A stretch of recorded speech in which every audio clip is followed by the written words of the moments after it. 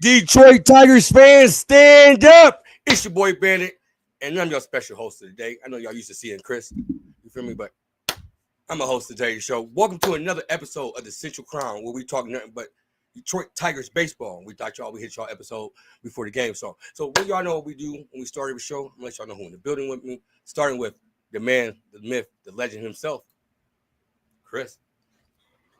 Hey, how's it going? How's it going, everybody?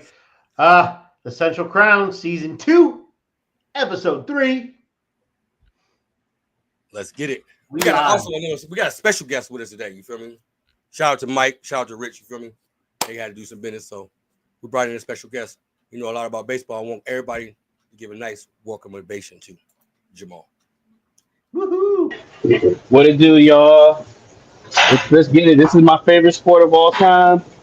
You know, so yes, I'm ready to talk about baseball with y'all. So let's get it going. Let's go, man. Long season, but hey, I'm all for it. Let's hit it, man. That's it. First topic of the day. We'll get straight to it is. Oh, Chris, hold on one second. Central Crown, not NFL shows. Central Crown. I just all right. Opening day roster talk, man.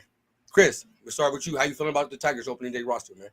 So it was good. It was kind of sad that Justin Henry Malloy was sent down. I mean, I was hoping he was going to make the opening day roster, but he didn't do too well in the spring training.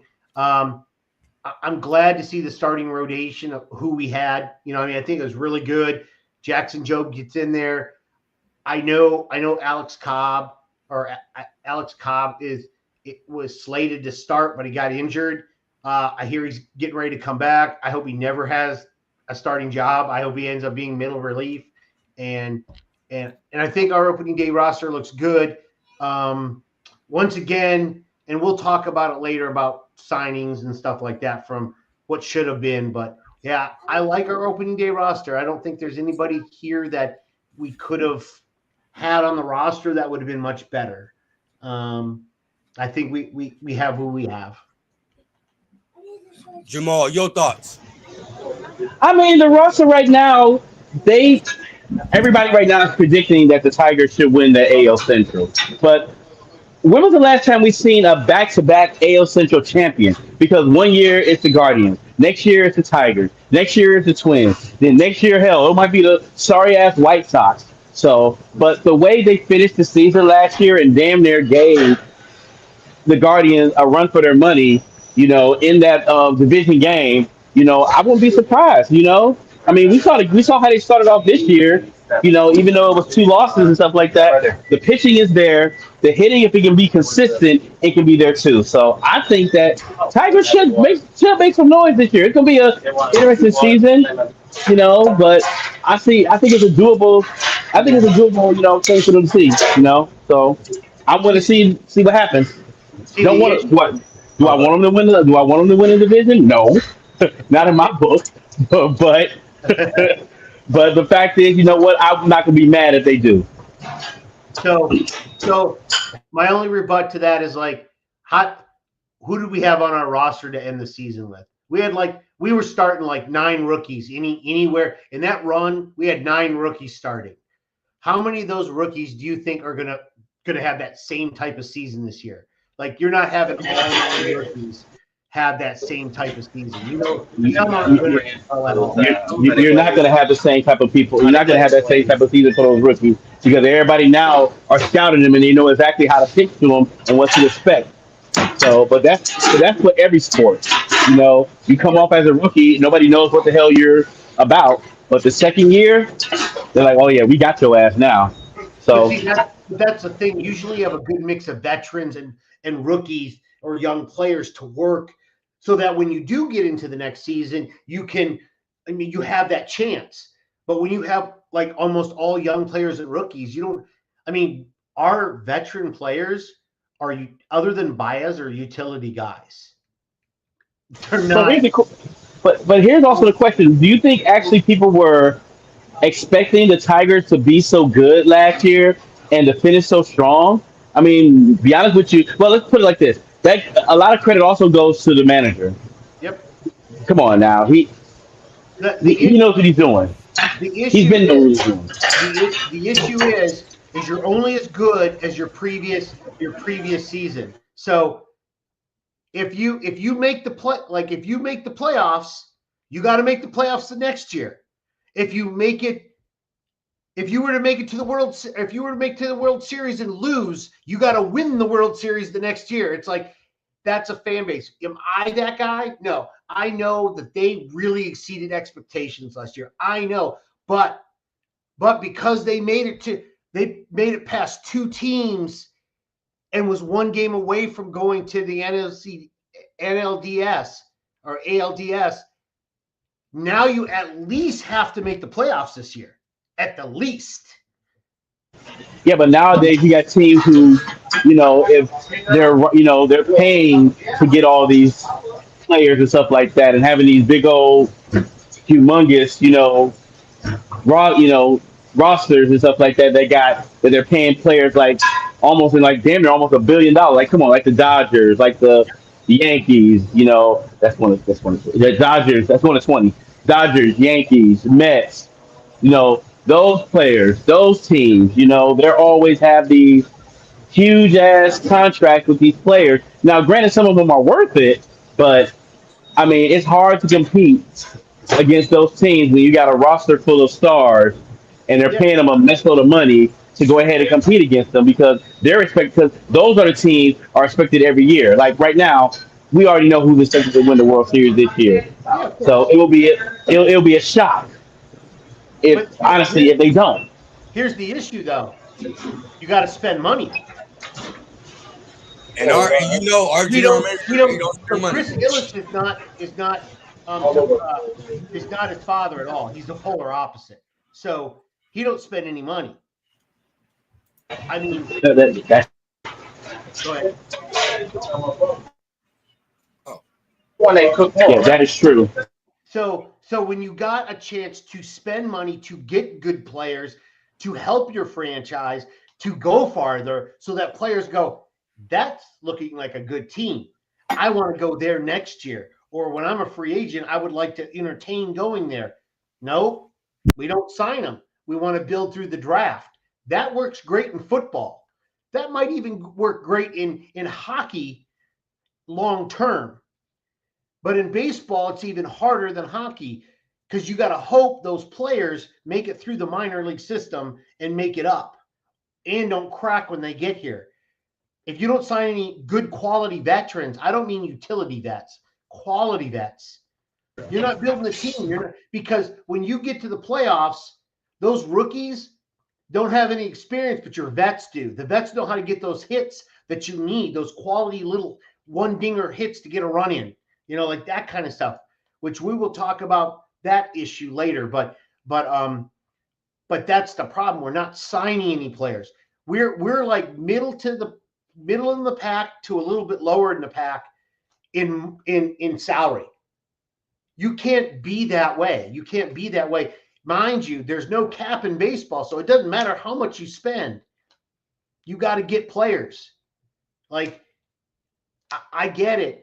Chris Ilitch probably is like, well, our payroll's a little high for me. Well, you're middle of the pack. You're mid. You're a mid payroll.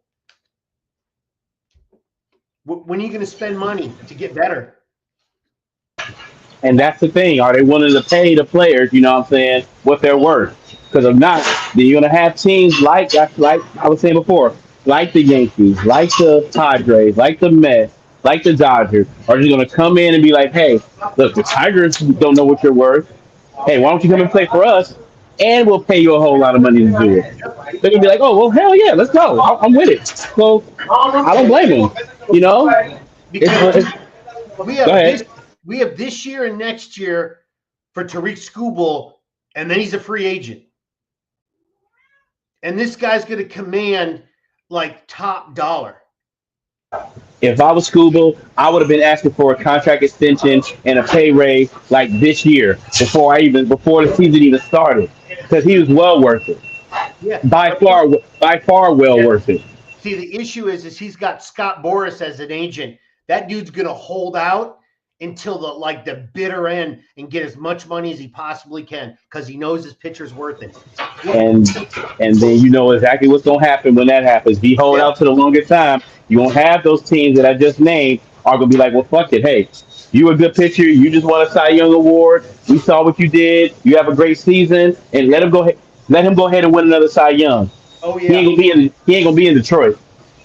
Yep. Guarantee you. You Yeah. think Chris Ilitch is going to spend like 500 or 400 million or 250 million over 5-6 years on a pitcher? Nope. Nope. Because it's the hitting and the batting is not guaranteed with him and stuff like that. Scooble can pitch 7 strong innings all day long, but is the hitting gonna stay consistent? Is that bullpen gonna be consistent? You know, he can have the best season ever, but if the pitching, I mean, but if the people who are also playing with him ain't gonna be consistent, then why bother? Yep. Absolutely. Nope. And that was a problem last year was the hitting. That's what we. why I believe that even if Chris Ilitch came to Scooble and said, "Listen, I'm gonna offer you a contract, 45 million a season for the next 10 years, 450 million," Boris still isn't taking it.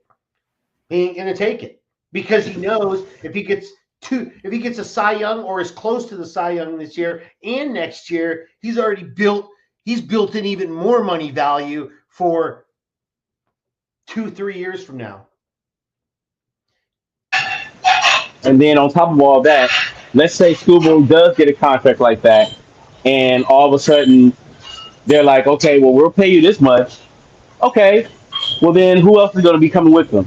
You know, are they going to actually build a team around him Yep. so that they can contend? Because come on, like I said, the AL Central is pretty much a merry-go-round.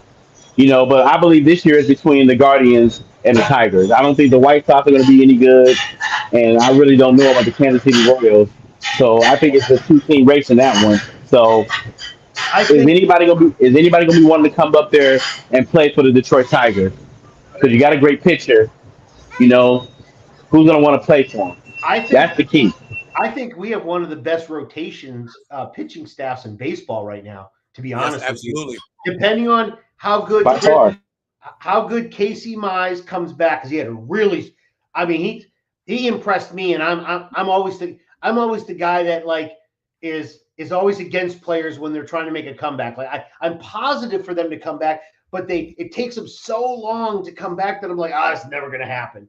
And I think Casey Mize actually really did well this year, and Jackson Jobe is something else. So we'll see how well he does for his rookie season, how well he does. But if either one of them even are average to somewhat good, we have one of the best pitching rotations in baseball. Just got to have the hitting behind it. That's all it is. Yep. Pitching will win. Pitching can easily win you a World Series. I'll give you that. You got to get there, though. Yeah, I get that. But you got to have the hitting. You got to score runs. The pitcher can't score the runs for you, unless you're Shohei Ohtani. But you can't have the. But the pitcher can't score the runs for you. Yep. Absolutely. You can have the best defense, but you got to score points. Yeah. You got to score points to win. All right. So with that going off of that, is it way too early to the first 2 games? And has things really changed? Things changed last year? So basically, this is just a way too early issue thing. So we were only 2 games into the season. What issues have we already seen in 2 games? And I got this. Go ahead, say it. Listen, man. It's the starting pitching did its damn job in both of the games against the Dodgers. They did their job. Jack Flannery damn near pitched a perfect game or no hitter into the 5th inning until boom. Look what happened. Yep. Now all of a sudden they woke up. You know, the hitting did its job. You know, coming back, you know, and going into extra innings. Well, we'll talk about that game in a minute. But the fact is that starting pitching did its job. It's all about now, can the bullpen close the door? Yep. Yeah, I get it. It's a celebration. You know, the Dodgers. They're celebrating their World Series ring and everything. You know, so it's a bunch of hoopla, party and everything out there. I totally understand that. You know, it's opening night. It's like opening night for football. You know, everybody expects the home team when they get all the rings and stuff like that to win. But the Tigers, honestly, if they played their game how they should have had, they could have won both of these games by far easily. Bullpen got to shut the door. You know, So Jamal, I told Chris, I said it kind of feel like when we had the opening day against the Dodgers, it was like the Lions playing the Chiefs. You feel me? When they won the Super Bowl, I was expecting the Tigers coming there and spoil their little rally, but came up short. so so here's the thing that hasn't changed since last year. The one thing that the Tigers did terribly last year, outside of Javier Baez, but that's another point I'll mention in a second. So the one thing that we were really really bad at was RISP, or runners in scoring position. We were atrocious getting guys in. The last two games, we had 21 guys left on base in 2 games. We were two for 25, I think, or 2 for 26 in 2 games with runners in scoring position. That is absolutely atrocious. It hasn't changed from last year. Why is that? Well, we didn't get veteran hitters like me, Mike, Richard, we're all preaching at the end of last year. During the beginning of this year, we've been preaching that you need to get good quality veteran players. We did not do that outside of Gleyber Torres, which is we'll give him a C plus, but we didn't get anything. Okay, thank you, thank you, Day Day. Yeah, and it's just absolutely atrocious. You can't have that in any game, let alone thinking the playoffs are going to help out. The funny thing is that the guy last year that actually led the team, probably if he'd have played more games, might have been up there in the league with runners in scoring position. Is the guy I can't stand is Javier Baez. He actually had like a 350 batting average with runners in scoring position, even though he batted on the season like 185. It's like crazy. But needless to say, that is what I saw that did not change from last year, that hopefully as the season progresses, we get there. We hopefully get that, because you can't y'all gonna get there. I don't see why y'all shouldn't. You know, 'cause like I said, if y'all start the way y'all did or end the way y'all did beforehand, y'all will be fine. So I don't see a problem with that. Just the bullpen just got to get a whole lot better. That's all. Yeah, that I mean, that's you're right, Day. It's like it is timely hitting is with runners in scoring position, because Absolutely. a run, for those that don't know, a runner in scoring position means that there's a guy on second base with somebody at the plate. So if you got somebody on second or further, second or third, that's a runner in scoring position. So that you're right, timely hitting, something that we don't have. And when you have young guys, rookies that don't have the experience, you can't get the guys in, shorten, choke up on your bat and just get a base hit. Don't try to swing for the fences. You're just trying to get a base hit, get somebody in. You know, that's something that, I mean, I'm sure our coach will work out. He's a World Series coach, so, and he did well last year. And I mean, well, you had it. Well, you had it yesterday, even in the extra innings. You know, you had the yeah, timely hitting where it happened and stuff like that. It just so happens that once again, bullpen. They Bull couldn't shut the door. Boo Brisky blew it. He gave up 5 runs, I think 4 or 5 runs. So, Two home runs to Mookie Betts. yep. Who be honest with you, Mookie Betts was in a slump and he wasn't feeling well, but he's out of that now. I mean, I don't know why they put Bo Brisk in, but maybe they kind of had no choice in the matter. I mean, he wasn't bad last year. I'm not No, saying he was great either, but at the end of the day, I mean, here's the thing. In baseball, when the season starts, the batters have the advantage until the season starts rolling on. Once the season starts rolling on, I think the pitchers start to get more acclimated. Yeah, they got time to warm up and get adjusted to everything. Yeah, you got to think about that I too. could be wrong though. Would you say I'm correct, Jamal, or is it the other way around? You're correct. You're correct somewhat on that. Yeah.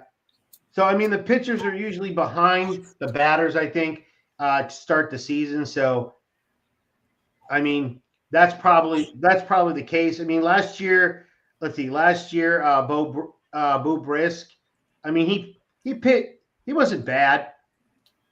He wasn't bad. He's still three 360 ERA. I mean, his whip was kind of high. Yeah, he wasn't too bad. Didn't have he only had one blown save the whole year, and was Yeah, he went 12-4. He went 4-5 on the season. So he's your typical reliever. I don't think they just threw him into the because we don't have really a closer. We don't have a closer at all. That's and what. that's I think if you have like a closer, like someone who can literally depend on, be like, hey, this guy is here to shut the door, Yep. all good to go. So you can't just put people together and just think like, okay, one day this guy's gonna be the closer, the next day this guy will be the closer. This ain't the Dodgers. They were able to they're able to get away with that, you know. But in the Yeah. long run, you're gonna need somebody. You're gonna need somebody who's gonna be able to shut the door. Yeah. I mean, we Jason Foley was our closer to start the season. About halfway through, a little bit after the All Star break, he started getting sketchy for a while. Like he was off and on, so you didn't know really what you were going to get with him. And then when he got to the playoffs, he was just bad. I like him coming in. I was nervous every game. Like so, I'm surprised they didn't use Tyler Holton. He may. Oh, they did. They used him. See, I would have closed. I wouldn't have brought him in. Maybe it was based on the matchup, but I would have used Tyler Holton in the closer role versus pitching him in the earlier innings. But Tyler Holton. It is all about matchups. You got to think on Yeah. who's coming up to the plate and stuff like that. So I'm Yep. pretty sure that the manager was thinking about that, the matchup wise. On okay, this should be an easy out. Can I get this guy? Can I get that guy? So I'm pretty sure that went through his mind also too. So I mean, he did. He pitched 1 1/3, struck out a guy, allowed no runs, no walks. So he did his job. I would but hope. Like, I think Rich mentioned in the last show. I'd like to see Holton as our closer, see what he would like. But he's like our all and everything utility guy. He can start for like three innings or so. He could middle relief. He could close if you want to because he's done that before. Like he's just a utility pitcher that is really good. Swiss So Army knife. yep, Swiss Army knife basically. But yeah, we'll see. I mean, I don't foresee anybody. Maybe Kent Maeda could be a closer. He's not he's not a starter anymore, really, to be honest. He can pitch 3 really good innings. Maybe that's who we should close with. Maybe Kent Maeda can be a closer. I kind of like myself up here in the small screen, leaving the two baseball experts here on the big screen. So I'm gonna keep it like this for a little bit. Next time we're gonna talk about how do y'all feel about the Spencer's individually impressions. I'm about to say performance, but how y'all feel about his impressions first couple games? Start with you, Chris. Okay, so they showed his batting stance. He's using a little bit more compact batting stance. Gives him a little, I think, with a little bit more straight up versus a lean back. He it seems like it gives him a little bit more time to adjust to the pitching, and his eyes a lot better. I mean, the first game, I do believe he like walked 3 or 4 times. Like he was really. I think if he continues like this, and we play the Dodgers, so I look at it this way: we played the Dodgers, who is the World Series champs, who have got all the firepower and all the pitching. It's just we kept up to a point, but a lot of these players are young players. So with Torque batting as well as he did against the Dodgers so far, it looks good. It looks good so far. I like Torque. I like his swing. I like his eye. He's been really looking good, taking walks and getting hits when he needs to. So he's a They special. said, go ahead, Jamal. Sorry. I about to say he's a special player right now who ain't afraid of the moment. So I think he's going to be around as long as he's going to be around. He should be around for a while because the way he played in the for the first few games, first couple games, pretty damn good job. Even if it is against the Dodgers, he's like, man, I'm here. I ain't afraid of y'all. So he'll be around for a while. Just got to Yeah. just stay focused and keep his eyes down and everything. Because I think right now he's seeing the pitches pretty good. So he'll be fine. He'll be all right. I mean, as long as he continues to make adjustments, because that's part of any sport. Like you don't like when this game's over with, you don't go into the next game going, I'm gonna bat the exact same way. Like you still have the stance and everything, but you have to look at who you're going to be going up against in the next series. Like who you're going to be pitching, who's going to be pitching. Okay, so I'm going to have to work on something else. If they catch up to you and all of a sudden they're starting to find you out, you got to readjust again. Like if you want to be good in any sport, you have to make constant adjustments. Constant adjustment. Keep working on it. I totally agree with that. Because Yep. baseball is a long season, and you're consistently making adjustments here and there and there and here. So yeah, I totally agree with that part. Yep. Especially when you're getting 4 to 5 bats per game. And by the time you get to the end of the game, the pitchers kind of know what you are. And by the time you get through the whole series, they really know what you are because they've seen you for 3 or 4 days. So, yeah, absolutely. Got to make adjustments. All right, I agree. That's totally true. Before we get to the next topic, I appreciate the 163 people that's watching. If you do us a favor, and please hit that follow button on X and subscribe to Detroit Fan Report on YouTube. We got said, get to some. Put y'all back on screen. Boom. All right, Schoolball versus Jack's first performance of the season. How did y'all feel about the performance of each? Okay. Cy Young.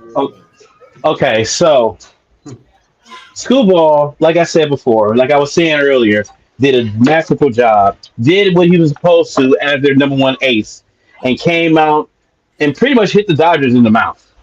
Literally said, you know what, y'all can have y'all rings and whatever, but this is a new season. He pitched a damn good game, and we all knew what blew that for him. So Flattery, you know what? Honestly, this was the one guy. I think right now this is the one guy that Dodgers really did not want to face because it's not like he hasn't pitched to them before in batting practice. He knows everybody's weaknesses, he knows everybody's strengths, and he knows exactly how to pitch to these guys. So I'm impressed on what these two pitchers did against a formidable against a team like the Dodgers. So it's just like I said before, they can't and they pitchers pitchers don't pitch the whole game no more. Like I can't remember the last time I seen somebody pitch a complete game. You know, Kershaw. you, Kershaw. yeah, yeah, but you don't see that very often though. You know, it's like once every blue moon. Like back in the days, like in the '80s and like the '70s, '80s, and the '90s. Come on, people pitching complete games like it's nobody's business. Yep. You know, old ass Nolan Ryan was like 58 years old. I'm exaggerating when I say that, but he's pitching no hitters. Come on, man. You don't see that no more. You know Nowadays, why? it's like okay with my yeah. Nowadays, you see people like okay, well, my arm hurt, and obviously they're getting injured. I get that, but still, it's like come on, yo. I got Tommy John's. It's because that they when they're coming up through high school in college, they get to a certain point where they get told that if they can touch 100 miles an hour, they're probably going to have a job in professional baseball. That's the problem. They're out there trying to throw 105 miles an hour, opposed to like working on their finesse pitches. Like one of the best finesse pitches in baseball ever was Greg Maddox. I mean, I've seen. I saw. Go ahead. I was about to say anybody can pitch 100 some miles per hour. That's not a big deal. You know what I'm saying? So they're pitching that right now in high school. They're pitching that right now, damn near in middle. They're pitching that right now in the Little League World Series. Oh, Doesn't okay. make it doesn't you know what I'm saying? So it is what it is. So, but that's the issue. They're starting to pitch fast earlier, which is more wear and tear on the arm. So now, by the time they get to the pros, it's like, well, I got a $100 million dude, man. I got to make him last. So let's pitch him 5 innings, five and a third or 5 2/3, whatever gets him a win. And that's as far as they let him go because of those situations. I mean, I think Scooble pitched into the 8th inning last year once. I think he did, but that's what I'm saying. Like, you're not going to burn a guy's arm out. That's the problem, and the reason why is because they're pitching so much so early in their life. That's a lot of weight on somebody's arm. Yeah, but back in the day, back in the day, you never heard of some, of a team saying they're gonna pitch a combined no hitter or a combined perfect game or something like that. No, it was one pitcher who was dominating, and if Mhm. he was dominating into the sixth inning, still haven't given up a hit, we're gonna keep his ass in. Yep. Until he decides, until he gives up a hit or something like that, then we'll pull him. Now you're like, okay, well, I want to save his arm for, it's a long season, so he didn't pitch him, so we're gonna go ahead and bring in somebody else so we can go ahead and try to finish off this no hitter. After the pitcher done pitched the gem, all Yep. of a sudden now you're gonna pull his ass? Nah, I don't think so. I'll be mad in a mug. Okay, example. At the World Series where the Dodgers won it in 2020, where Jake Snell was pretty much having the Dodgers no hit, and all of a sudden he gave up one hit, and then the manager took him out. And what ended up happening? They lost the damn World Series. Yep. It makes no sense. Okay, a guy gives up one hit in the late innings, so what? They still may end up winning the game. Keep his ass in there. Yeah, You never because know what may happen. he's probably the best pitcher at that moment. Plus, he's grooving. He gave up a hit, so be it. Forget he's grooving. Let him pitch. Right. Let him work his way out of the jam so he can go ahead and get out of this inning. But yet you'll leave guys in like they'll pitch like into the third, maybe the fourth inning. They'll start giving up a ton of hits, but they'll leave the guys in. It's like it's time to pull him out. If you can't see that he's fatiguing and he's not hitting his pitches, but no, they'll try like I gotta get him to the fifth inning so I can get to my bullpen. Screw that. Man, hell no. Yeah, if because I see it all the time. Like managers, the guy gets to he gives up a couple hits in the first couple of innings, and then the third inning he starts to fatigue. You can see him he's throwing a little bit more balls. All of a sudden he's getting more people on base, and then he comes out to the fourth inning and he gives up like a couple of hits, and you're like, dude, I'd be pulling him now because you can see he's progressively getting worse, and they just hope Because that he works himself. When you're only going to it's, pitch him it's, to another inning and a half, anyways, pull him. Don't give him a chance it's, to put the runs on the board. That's the problem. it's too much analytics, and people be thinking too much when it comes to baseball. And this is just not even baseball, but it's mostly all sports in general.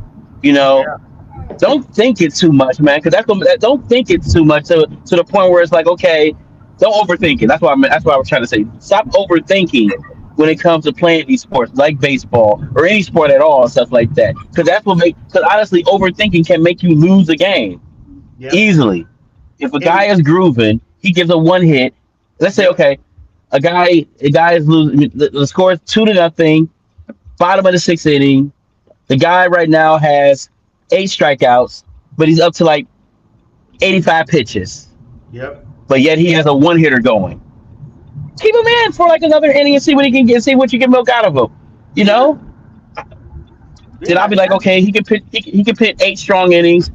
Pull him out. Then okay, cool. If you want to pitch that ninth inning, let him pitch it. But if not, then that's when we go to the bullpen to close it out. But other than that, you don't Yeah. pull a guy when he's in his groove, man. Oh man. I Yeah, Jake wonder. Snell, I fell for him that year. I always wonder, like when a player's cruising like that, they're on a roll, and then the manager. I would love to like know what he's thinking. Like, did you really want to stay in the game? Like, or were you glad? Oh, that dude, you you see, you know you see, you know you they see, wanted- you see some of their facial expressions, man. I'm about to say you can see their face sometimes. They be like, "What the hell? Like, are you Yep. serious?" But They be pissed off. Yeah. You're like, damn it. They be like, damn it.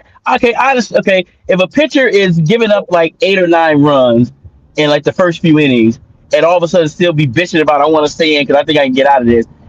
No, dude, take his ass out. We get that part. But Yeah. if it's the other way around, a pitcher is grooving and he only gave up a couple hits and the score is still like 3-0 and it's like the bottom of the sixth inning and stuff like that. Hell no. He's the reason why I stayed and the zeros are on the board. Keep his ass in the game. Let Yeah. him stay. Let him finish what he started. Yep, absolutely. I just don't get it. I mean, you're right. Analytics plays a lot. I mean, I think I was told once, I think I was in a space or I was talking to a guy that just like a sports guy that I know, just whatever, when we're at a bar or whatnot. And he said, and he's talked to like other like people that are in baseball, pro baseball. Once again, I don't have a source. I talk to people. I go to a lot of sporting events, like in terms of like meet and greets and stuff. And I talk to guys that have affiliations to people in Major League Baseball, hockey, football, and in baseball, they say that a lot of these teams, the managers have no input on the starting lineup. It literally gets digitally printed out, and that's what he starts with. After that, he can make adjustments. But it literally, the analytics say this pitcher does this. This is the best lineup. So whether that's true or not, I'm not sure. But I bet you a majority of the teams in the league do that. That's ridiculous, man. You're a manager. You're paid to manage the damn game. There should be no other voice that be telling somebody, "Hey, you need to go ahead and pull them out" or something like that. Unless he's giving up a bunch of runs and a bunch of hits and stuff like that. No, you play. Yeah. No, let the pitcher. Let the pitcher decide on when he wants to come out. If he's grooving and mowing them down, let him continue to pitch on. Otherwise, leave him alone. I 100% Period. agree. But you see this Listen. happen. But you see this happening in a lot of sports, just like with Saquon Barkley breaking the rushing record last year. The Eagles decided to sit him down. You got low management in basketball. They've taken making players sit off games and stuff like that. You see this going on in different sports. So I don't. Well, okay. Well, with that situation was different. If he had like another game to, I know y'all, we're talking football and stuff like that, but it's kind of on the same topic a little bit. If he had like another game or two or something like that he could break the record. This was like the last game of the season. They didn't want to rush. They didn't want to risk him hurting himself. I wanted him to break the record. He wanted to break the record. The line wanted him to break the record. But unfortunately, they're like, listen, you're too valuable for us. We're gonna need you in the postseason. So unfortunately, you got to, this can't happen. So, but I do get it. I do understand it. But if you're in the World, but like I said, back to Jake Snell, World Series game, you're mowing them down, and all of a sudden you give up one hit, and they just had to pull your ass just because of one hit and because of the analytics. I'd be pissed the fuck off too, mad as hell. And you can see it because once a pitcher is through 6 innings with no hits, they automatically advertise it, like no hitter in progress, blah blah blah blah blah. So at that point, the manager, I'm sure he's on the bench. He's like, okay, cool, he's gonna go. Second he gets a hit, I'm pulling him. Like, and that's what I have a problem with. It's like, he got you there. Continue it. Like, keep going. You never know. This guy may never have an opportunity like this again. Plus, this, I'll tell you, a no-hitter on your resume for when it comes time for contract talks is a lot different than you just pitched a shutout. It's just a regular day. Hey, that means you got to get that bag. A no-hitter in the World Series, which he was going for and damn near had. I get that. I mean, I'm just saying in general, just for anybody. They happen a little bit more often than they used to, but they're more combined. But to be honest, I mean, to get a complete, like a no-hitter, on your record is very hard to do. Like, you may only have one opportunity in your entire career to do it. And then all of a sudden you're in the 8th inning, you're cruising, you get a hit. And then, or I've seen where they have a no-hitter going, they walk a couple of guys and they get pulled because a walk's still not a hit. And I'll be sitting here going, at least give the guy a chance. He may never have this opportunity again. Like, come on. Yeah. Nolan Ryan doesn't have to pay for a drink in another baseball stadium ever again because he has 7 no-nos. Ever. Yes. Yep. I'm just saying. It's things like that you got to think about. If a guy's got a perfect game or a no-hitter going, let him finish it. Fuck the whole combined shit. No, this is his game. I don't want to share. I hate to be selfish like that, but in that moment, if I'm a pitcher, I'm selfish as hell. I am not, no. You're not taking me out. I'm the one who started this perfect game / no-hitter. They can't have this. I'm not sharing this with nobody. This belongs to me. Yep. No. I agree. I totally agree. So I got a question for y'all. How do y'all feel about our performance from the bullpen so far? Chris, you Tigers fan here. Start with you. the middle relief is good, but the back end of the bullpen is terrible so far. So yeah, the middle relief isn't bad so far, but yeah, I mean it's top heavy because of a Bo Brisk like gave up five runs, 4 runs in yesterday's game. So hopefully they bounce back tonight. I mean, I think the game just started, or it might not start till 10. I'm not sure. I think it's 9:40. But if they play, hopefully they can get it through tonight because man, that the back end we have no closer, none, zero. So we have a closer problem is what we have. Yeah, I think that's pretty much what y'all need is it's just a closer because like you were saying before, the front end of the bullpen and stuff like that, they'll give up a hit or something like that, but it'll be damn if they give up a run. But when it's time to shut the door on them, that's another story. But like I said before, it's the Dodgers. So every team is not going to be as star-studded like them. You're not going to have a Mookie Betts to face behind him with Freddie Freeman, in front of everybody Shohei, and behind him Teoscar, Maximum. Yep. You're not going to have that star-studded lineup on every team. Yep. It may be like one, maybe two guys, but I know damn well the Chicago White Sox ain't going to be like that. I know pretty sure that the Kansas City Royals ain't going to be like that. And listen to me, and I'm a Guardians fan. I know they ain't gonna be like that. Their best hitter is they're one of their best hitters gone. Josh Naylor, he's gone. He's not with them. So I know them. So what I'm saying, I'm just saying it's the. I'm just saying it's you. As much as we can, as much as you want to complain about what the bullpen is doing right now, you got to give credit. It's the Dodgers, man. I mean, the hitting is what got them to the World Series. So in that the whole bit. So I wouldn't put too much on it, and I wouldn't worry too much on it because it's a long season. But it's the Dodgers, so I wouldn't worry about it because the next few games after that should be pretty simple for them. Yeah.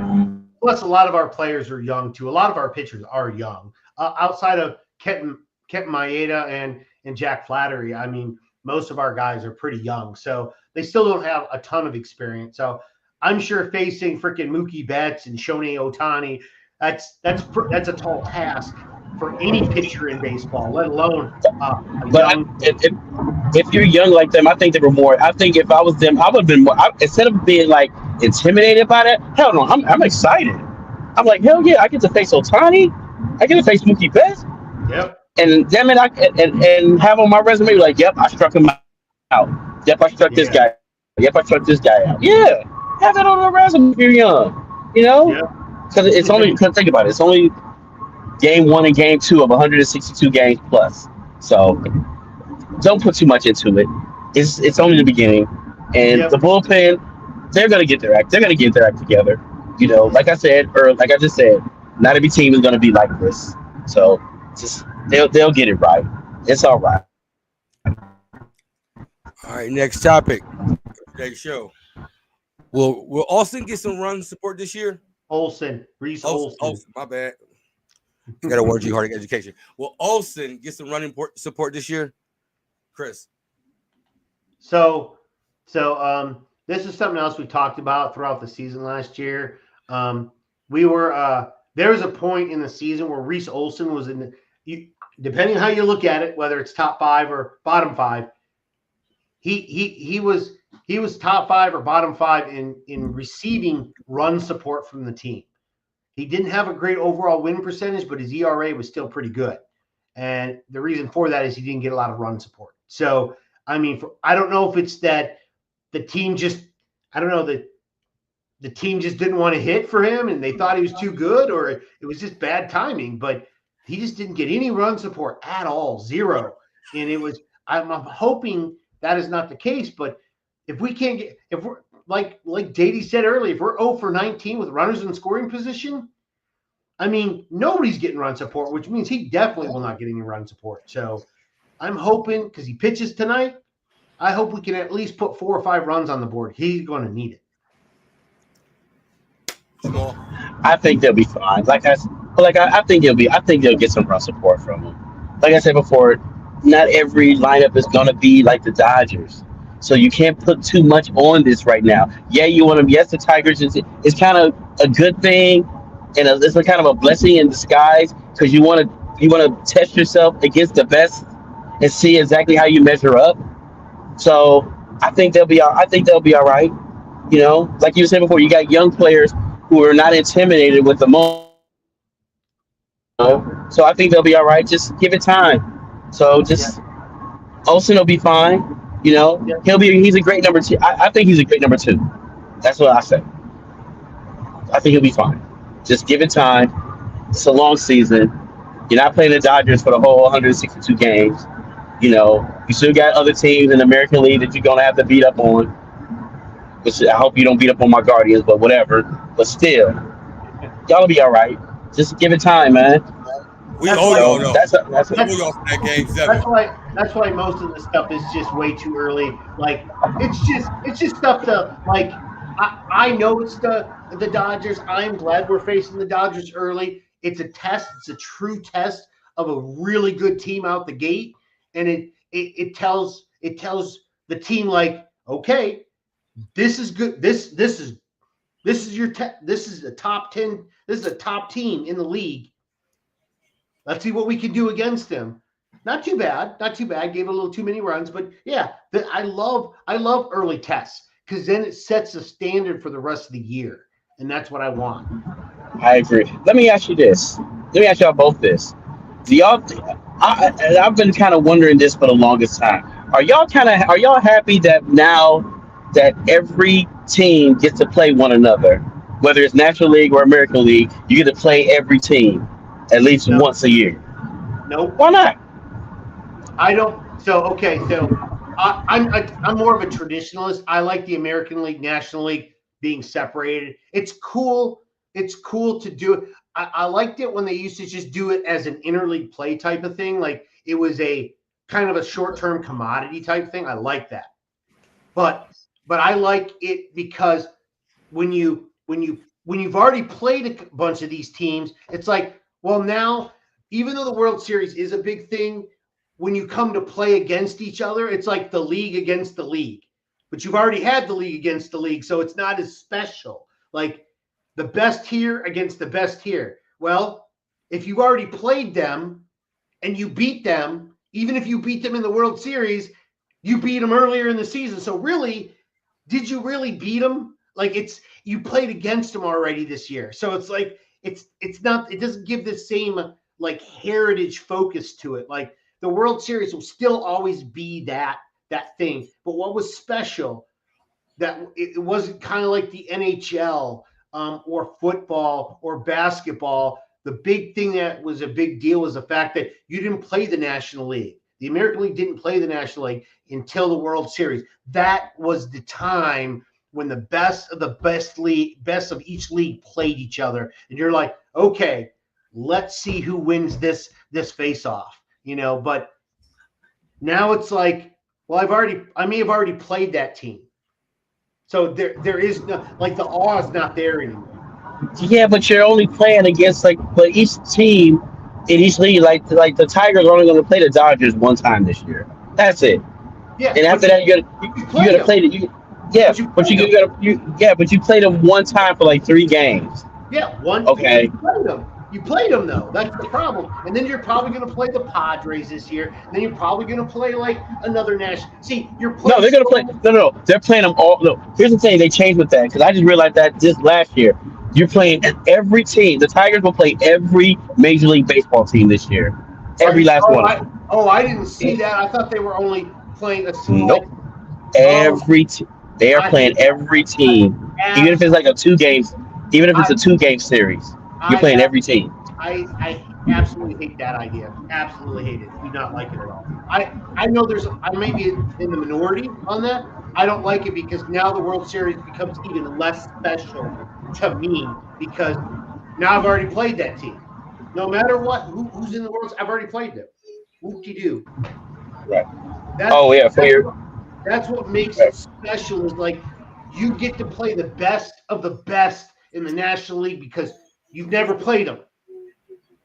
And so all of a sudden, now you get to the World Series, like, well, we've already played them this year. Okay, well, that takes a little bit of the specialness out of it. Like, I'm a nostalgic guy, so I like the old way of doing. Like, I I like, feel you on that. For you Detroit Tiger fans that are also listening, if y'all watching the game right now, Manuel just singled in the first, so Tigers are leading right now, 1-0. Top of the first. thank you. Let's go. All right, we're gonna get to our last topic, so we get to the Tigers game, and I can spend some time with my kids because she hopped up here and everything else like that. She's like, Jamal can talk on this because he has more content, I think, on this subject than I do. all right, well, I'm gonna talk. I'm gonna bring talk, and then Jamal take over. The Yankees' new bats, legal or not? Jamal, let them Listen know. here, look at here, man. I think right now what they're trying to do for baseball is trying to put the hitting and trying to put, because let's put it like this, man. When the baseballs were juiced, we know the baseballs were juiced as hell back in the day. Home runs were being hit left and right. Sammy Sosa, And Mark McGuire. yeah, and let's be real, man. The old saying goes still: chicks dig the long ball, man. They love seeing home. They love knowing that a guy can hit all these home runs. Hell, my wife loves it when I hit a home run. So, period. So, but she's right here next to me. But I'm saying, He's like, yes, I do, regardless, baby. Swing that bat. Swing that bat.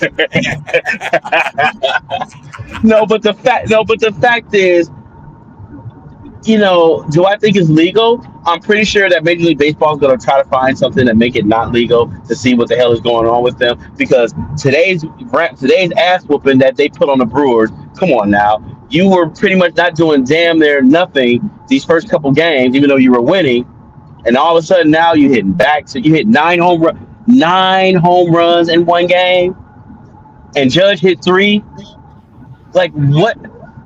What are you doing as a pitcher to have a guy hit three home runs in one game? You're pitching him the same pitch, a fastball down the middle, knowing damn well he gonna tee off on that shit. Yep. And nine home runs in one game. That's insane. All of a sudden now they decide to explode. Okay, my thing is, where was these fucking bats in the World Series? Huh? Y'all could have brought them out then when you was playing the Dodgers. Yep. Cause Judge wasn't hitting nothing.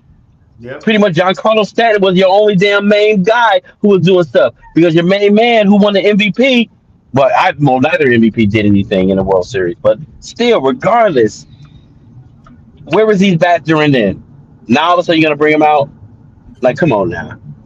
Let's be real now. But like I said, but playing devil's advocate, they want to see home runs. They want to see more hits. They want to see the averages back up. Because nowadays, the average batting average now is like what, 264? When pretty much back in the 90s, they were like in the high 300s. 303, 364. You had Tony Gwynn. Well, Tony Gwynn is a once in a lifetime guy who's flirting with 400 every time. Come on now. This is a guy who. Yeah. This is a guy who some of the top pitchers could never strike him out. That's insane. He had what was it? He had more what? He had more walks and strikeouts, or he had more something like that. He had this is a guy that averaged 12 strikeouts a season. 12. Dude never struck out. Agreed. But you can't you're not gonna strike him out. Yeah. But about these bats, I mean, one way it's good for the game because they want to see longer home runs. But another way, like, come on now, you don't need to cheat to win now. They're basically juicing. Like, if those bats would have, if they had scored 10 runs or 11 runs, cool, that's great because it does happen quite a bit in baseball. But to come out the gate, 2-3 games into the season, you're hitting, man, that's rough. It's like when somebody puts extensions in their hair. They were bald yesterday, and now they've got freaking nine. Exactly. Right. All of a sudden, out of nowhere, you capping, girl. You capping. Right. I'm just saying. All of a sudden you bald headed, and the next minute, damn it, I got just about more. I got more hair than fucking Natalie. Nah, I don't think so. Yeah, No, exactly. It's so, homie, don't play that. Like, no, exactly. But the juicing of the bats and stuff. I mean, but the new bats and stuff like that. Let's see what happens tomorrow. yeah, Let's see exactly what happens if they now if this goes on. And they're scoring like at least 6 or 7 runs a game for like the next 2 or 3 games. Baseball's gonna be like, okay, what the hell is up with these bats? yeah, And if they get caught with those, look out. yeah. Either that, or just allow every team to use them. I agree. Just let everybody use them, and then once again, obviously, then I'll, like I said earlier, I'll feel kind of sorry for the pitchers because all these guys have to do is tee off on one pitch and it's gone. There's no ifs, ands, or buts about it. The home run total will go through the roof.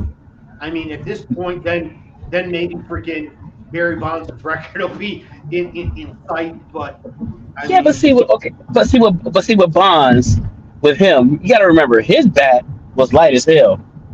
His bat it was he swung a 27 well, the 27 20 something. So he's swinging pretty much a little kid's bat, yeah, where some of us are swinging like 34s and 35s or 33s and something like that. yeah, He's swinging a 27. So he's swinging the lightest bat of all time history and still yeah. knocking them the fuck out of here. So, Yeah, exactly. I mean, there's something to be said for somebody that swings a heavy bat and still gets that bat around fast enough to hit a ball. Like that right. extra people don't think like 6 or 7 ounces is much, but in a Oh, swing, it's much.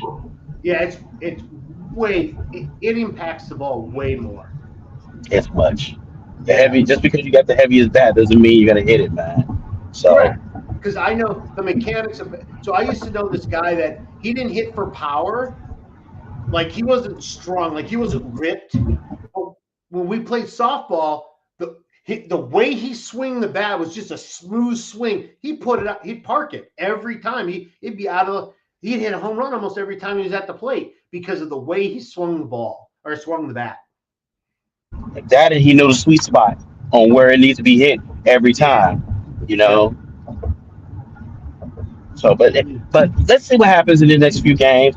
The Yankees are putting up them same numbers and stuff like that they put up today. Then yeah, baseball's gonna have a problem. They're gonna have to make a decision. Are we gonna find the Yankees and take those bats away and say, hey, go on with the regular bats, or we're gonna say, you know what, let's open the floodgates and have everybody open and everybody can swing this type of bat. But then if they Yeah. do, but then let's do this too. If that happens, then it's like okay, now we're allowing juice bats to come in here. Okay, so what about those people who was somewhat juicing, Yep. Allegedly, back in the day when they allegedly, were at home run? Yeah, yeah, allegedly. allegedly, yes. Like, what we gonna do about them? Should we put their Yeah. ass in the Hall of Fame? Because I believe Clemens should have been in the Hall of Fame. Vaughn should have been in the Hall of Fame. It's Oh a few yeah. people that should have been. It's a few people that Absolutely. should have. Lord, if I'd have known about this baseball show a while ago, man, I'd have been going off because I personally believe that the Hall of Fame voting to vote these people in the Baseball Hall of Fame is a fucking joke. It's a joke, man. It is I a really joke. do believe it. Absolutely good.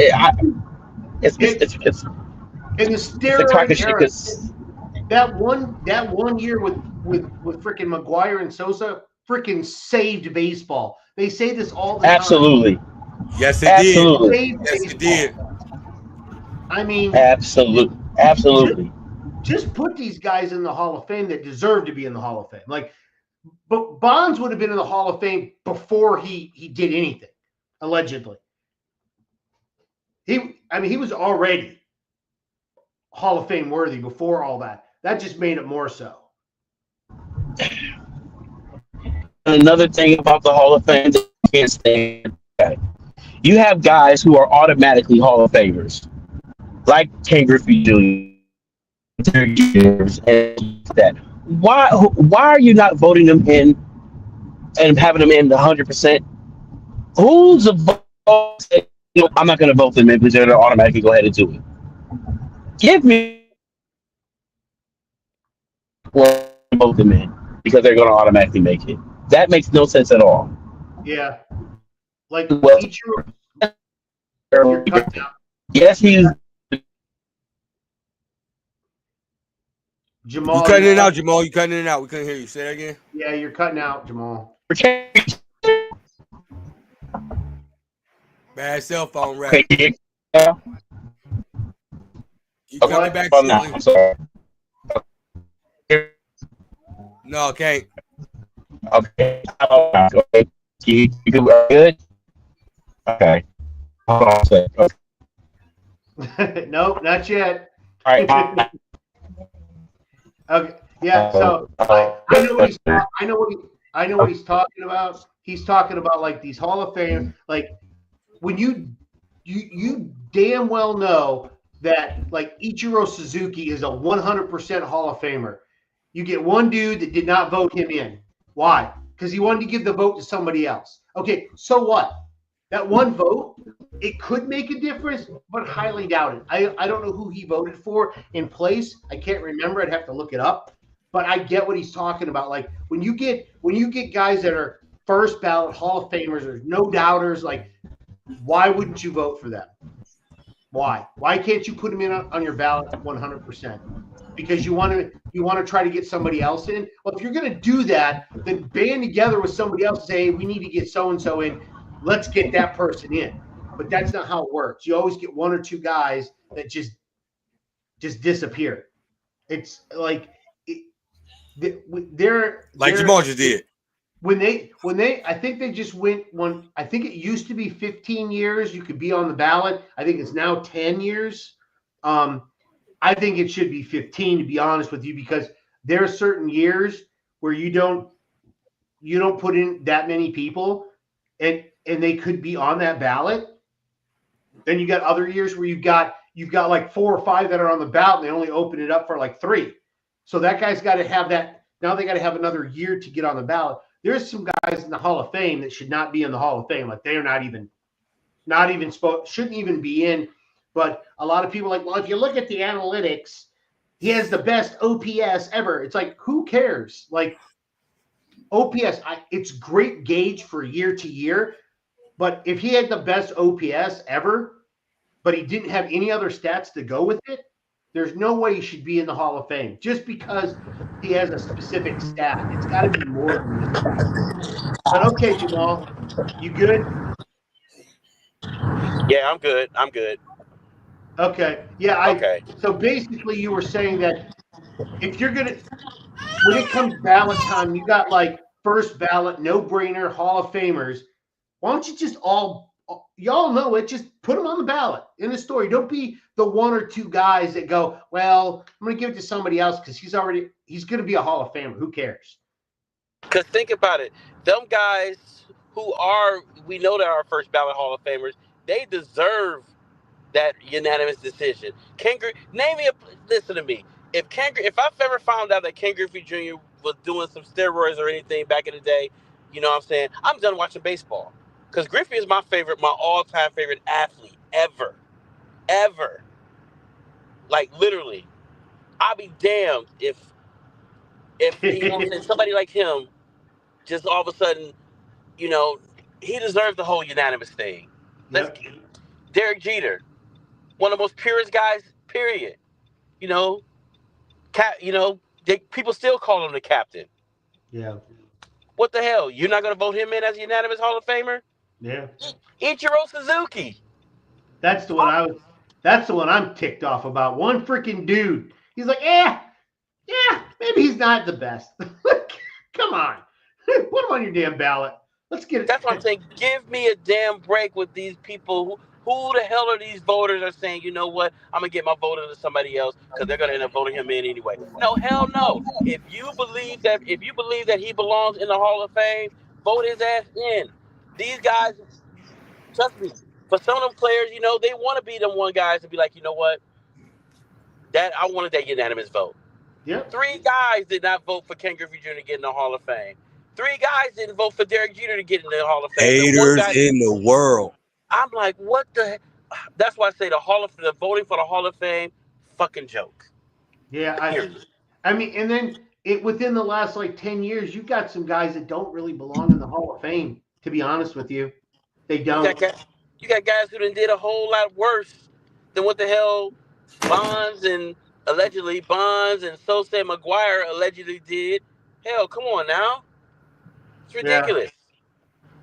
So Yep. they need. So if I was the commissioner and stuff like that, one, Pete Rose ass would have been in the Hall of Fame a long time Oh ago. yeah, a long time ago. A It shouldn't long have took time. it shouldn't have took his ass to die for them to all of a sudden be like, you know what, we're gonna consider putting him in the Hall of Fame now. That's That's bullshit. bullshit. Yeah, I said this years ago though. I said like after a couple of tries and he didn't make it. I said he's not going to make it until after he passes away because nobody wants. They don't want like baseball commissioning has been passed on in like the old boys school where like we have this grumpy what's it called when you don't forgive somebody you just kind of what's it called Animosity. animosity. They just have some animosity against him for some strange reason, and then it's just going to carry over year after year, decade after decade. Now that he's gone, there's a possibility he might get in, but who knows? Right. There are certain people that but like you said before, there are certain people who are in the Hall of Fame that don't belong in there. But these are guys who help shape the way baseball is right now. Yep. Pete Rose, Barry Bonds, Alex Rodriguez, those guys, Sammy Sosa, Mark McGuire, like those two should belong in the Hall of Fame together easily. You Yeah. can't put one in the Hall of Fame without the other. That's by far. Like, how are you gonna reward these guys and say, well, guys, we're gonna thank you for saving baseball back in '98 with the home run chase, but in the back end, we're not gonna put you in the Hall of Fame. Man, fuck that. No.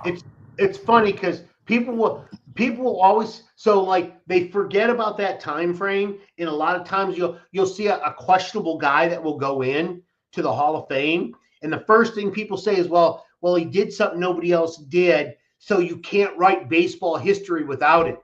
Okay, let's talk.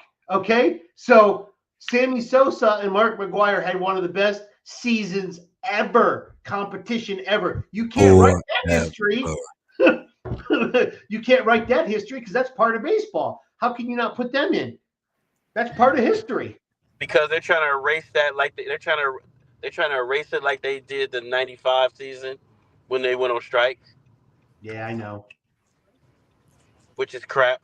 That's the reason why they're trying to be. That's the reason why they're trying to do it as they are. But it's all BS in my book. So, Yeah, but it is. hopefully before we, what I'm saying, before we die, them in the Hall of Fame to wake up, because like you said, you got guys who are not in the belong. Like these people forgot that he did some steroids too. He's in there too. We really didn't catch that, Jamal. You was cutting in and out again. You're cutting in and out again, Jamal. I don't know what tunnel you driving through, bro. I said that we will get hopefully we'll get like he's already in all of that. I hope he'll be in there. So sorry Yeah. for that. No, you're good, man. You're good. Yeah, I mean, yeah, maybe eventually they'll get in the Hall of Fame, but we'll see. All right, it's that time. Well, we gotta say goodbye. Okay. It's so hard to say goodbye to yesterday. With that call, man, I appreciate you filling in for Mikey Rich today, man. I truly do, man. Let them know where they can find you at, Jamal. Man, I mean, as much as I want to talk about all the other stuff, when it comes to this beautiful game baseball stuff,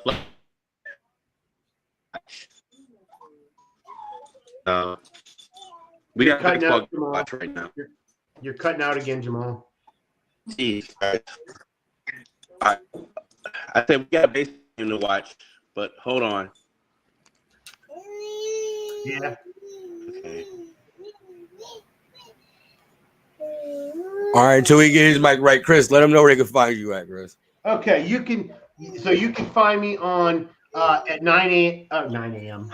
That's early. That'd be crazy. No, you can find me on Thursday at 9 p.m. You can find me on Just Winging It, talking with Keegan about Detroit Red Wings hockey, or the lack thereof at this point, and Yeah, tell me their about it. playoff push or their draft lottery chances. And then on obviously tonight, every Saturday we talk Detroit Tigers baseball, and you can find me on X at Crazy Hockey Fan, or you can find me on Instagram at One Pride Nation _24. Y'all can find Chris everywhere, man. Chris, that man. Right. Jamal, we got you back. Yeah, I'm here. All right, let them know where they can find you at, Jamal.